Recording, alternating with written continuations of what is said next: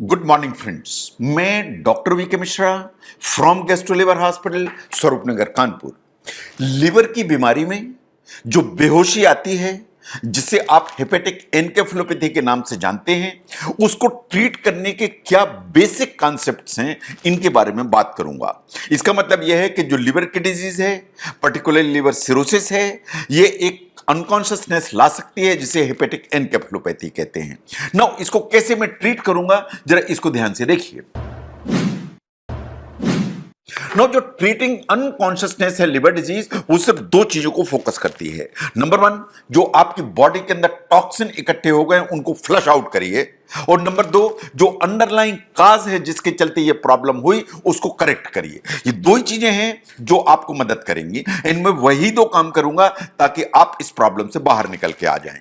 Now, toxin को बाहर करना है तो क्या करूंगा मैं? नंबर वन, लेक्टुलोज यूज करूंगा। लेक्टुलोज एक्चुअली एक सिंथेटिक शुगर है, ये लिक्विड फॉर्म में आती है। ये एक लेक्सेटिव जैसा काम करती है, एंड जो स्टूल है उसकी स्पीड बढ़ाती है ताकि लेट्रिन की संख्या बढ़े।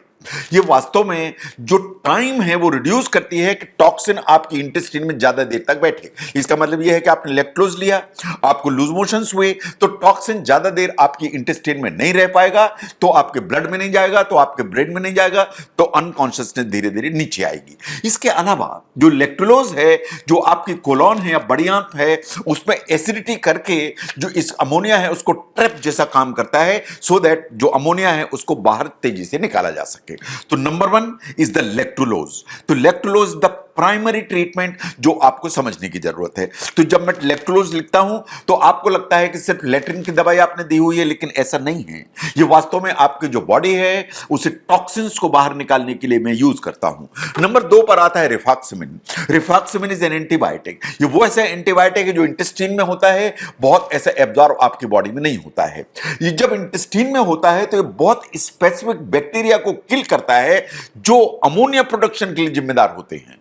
जो अमोनिया ज्यादा बढ़ाने के लिए जो बैक्टीरिया जिम्मेदार होते हैं, उनको किल करने में मदद करता है। इसलिए मैं रिफॉक्सिमिन जैसे जो एंटीबायोटिक हैं उनको यूज करूंगा। अगर अनकॉन्शियसनेस है तो मुझे इमरजेंसी दिखाई देती है। अगर ऐसा है तो मैं हमेशा ध्यान दूंगा कि इस अनकॉन्शियसनेस में ऐसा ना हो कि आपको सांस में दिक्कत हो जाए या कोई ब्रीदिंग ट्रबल हो जाए, कहीं एस्पिरेशन ना हो जाए, तो मैं इंतजाम करूंगा कि आपको चोकिंग या एस्पिरेशन ना होने पाए। मैं आपको इंट्रावीनस फ्लूइड दूंगा, न्यूट्रिशन ठीक करूंगा, सो दैट आपकी बॉडी में वाटर बैलेंस इन इलेक्ट्रोलाइट्स वो बिल्कुल ठीक रहे। हाइड्रेशन क्रिटिकल है, हाइड्रेशन कम होगा, अनकॉन्शियसनेस कभी रिवर्ट नहीं होगी। इलेक्ट्रोलाइट गड़बड़ होंगे तो कभी जो ना ये अनकॉन्शियसनेस रिवर्ट नहीं होगी, बिकॉज इलेक्ट्रोलाइट का जो बैलेंस है इज क्रिटिकल। नो, ब्रेन का जो प्रेशर है उसको कम करने की जरूरत है, उसे मैं कम करूंगा। उसको कम करने के लिए मैं मेनिटॉल जैसी जो दवाइयां हैं उनका इस्तेमाल करूंगा, सो दैट ब्रेन की स्वेलिंग कम हो, ताकि जो ब्रेन स्ट्रेम है उसके ऊपर जो प्रेशर आ रहा है वो मिनिमाइज हो। नंबर तीन पर आते हैं ट्रिगर्स। मुझे फिक्स करने की जरूरत है कि जिस ट्रिगर ने जो अनकॉन्शियसनेस लाई या बेहोशी लाई, उस ट्रिगर को पहचानूं और उसको फिक्स करूं। से फॉर एग्जांपल कोई इंफेक्शन है जिसके चलते ये ट्रिगर हुआ है, तो मुझे एंटीबायोटिक चाहिए ताकि हिडन इंफेक्शन को कंट्रोल किया जा सके। नंबर दो, अगर कहीं इंटरनल ब्लीडिंग हो रही है, काली लेटन हो रही है, वॉमिटिंग में ब्लड आया, तो मैं एंडोस्कोपी करूंगा। मैं देखूंगा कि कहां से ब्लड लीक कर रहा है, उसको करेक्ट करूंगा। नंबर तीन, आपका जो डिहाइड्रेशन या पानी का कोई डेफिसिट है उसको देखूंगा, उसको मैं करेक्ट करूंगा। नाउ, अगर बार बार अनकॉन्शियसनेस आती है तो लॉन्ग टर्म सॉल्यूशन क्या है? अगर बार बार अनकॉन्शियसनेस आ रही है तो लॉन्ग टर्म जो सॉल्यूशन है वो मेडिसिन से तो आता है, लेकिन अल्टीमेटली जो क्योर है वो लिवर ट्रांसप्लांट से ही आती है। यह सच्चाई है, इस सच्चाई को आपको समझने की जरूरत है। नो, एक बार लिवर की बीमारी के चलते कोमा हुआ तो सर्वाइवल रेट कैसे हैं? सर्वाइवल रेट बड़े इंपॉर्टेंट हो जाते हैं, क्योंकि ये क्वेश्चन बार बार जो है आता है कि ये मुझे बताइए कि इनके ठीक होने की क्या संभावना है। ये क्वेश्चन आता है कि इनके आगे की लाइफ कैसी रहेगी। जरा एक नजर उनको ध्यान से देखिए। जो सर्वाइवल रेट है वो हमेशा कम होते हैं, इसलिए कि कोमा एक बार हुआ तो वो इस चीज का इंडिकेशन देता है कि ये एंड स्टेज लिवर फेलियर है, एंड शायद लिवर ट्रांसप्लांट ही वो एक वो है तरीका है जिससे इससे आप परमानेंट छुटकारा पा सकते हैं। ना, शॉर्ट टर्म सर्वाइवल को ध्यान से देखें कि अगर जो ना कोमा डीप है या ग्रेड 4 है, तो जो एस्टिमेटेड मोर्टेलिटी है, जान जाने का खतरा है, वो 80% है। 80%।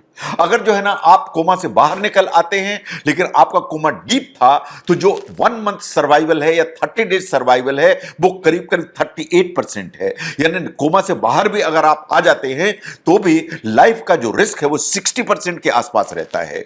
अगर ये एक्यूट लिवर फेलियर है, सडनली अगर फेलियर हुआ और आपने ट्रांसप्लांट नहीं कराया, तो सर्वाइवल करीब करीब 40 to 50% है, यानी आधे जो पेशेंट्स हैं वो सर्वाइव कर जाते हैं। No look at long term survival.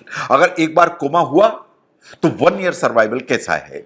जो 1 ईयर सर्वाइवल है अप्रोक्सीमेटली 40 to 44% है, यानी अप्रोक्सीमेटली एक तिहाई या हाफ जो पेशेंट्स हैं वो 1 ईयर आसानी से निकालते हैं बिना किसी प्रॉब्लम के। जो 3 ईयर सर्वाइवल है वो करीब करीब 25% है, या 1/4 पेशेंट 3 ईयर आराम से निकाल लेते हैं। इन 5 ईयर जो सर्वाइवल है वो 16 to 20% है। इसका मतलब यह है कि एक बार कोमा हुआ तो इमीडिएटली जान का खतरा, महीने भर में जान का खतरा, 1 साल में जान का खतरा, 3 साल में, 5 साल, तो ये over a period of time जो रिस्क फैक्टर हैं अगर वो अनकंट्रोल रहते हैं तो जो सर्वाइवल रेट है जो मैंने आपके सामने रखी वो वही होती है ना। बहुत सारे फैक्टर काम करते हैं सर्वाइवल में, उसमें सबसे important the duration of the coma. मतलब जिन मरीजों को बेहोशी हुई इन्हें होश में वापस आना है तो उनको 48 घंटे में होश में वापस आ जाना पड़ता है। अगर आपका जो बेहोशी है वो 48 घंटे से ज्यादा चलती चली जाती है तो ये बात सही है कि रिस्क फॉर लाइफ वो बढ़ती चली जाती है। अगर ऐसा कुछ है तो जो लिवर ट्रांसप्लांट है is possibly the only option and the safe option जो इसमें से निकाल के आपको ला सकता है।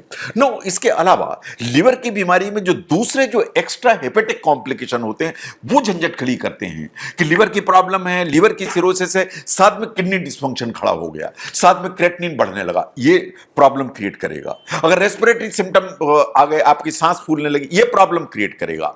तो जो एक्स्ट्रा हेपेटिक मैनिफेस्टेशंस होते हैं या कॉम्प्लिकेशन होते हैं वो ज्यादा झंझट तैयार करते हैं लिवर सिरोसिस के मरीजों को, एंड ये आपका जो सर्वाइवल है उसको इन्फ्लुएंस करने की ताकत रखते हैं। इसके अलावा कि अंडरलाइंग रीजन क्या है, हेपेटाइटिस बी है, हेपेटाइटिस सी है, अल्कोहल है, जो भी अंडरलाइंग कॉज होगा वो भी सर्वाइवल के जो रेट है उस पर अपना इफेक्ट लेके चलेगा।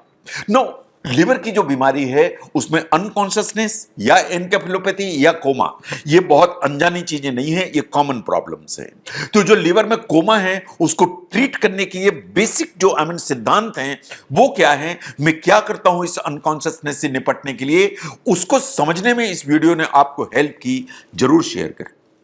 मैं doctor V K Mishra from gastro liver hospital, Swaroop Nagar, Kanpur. Thank you very much.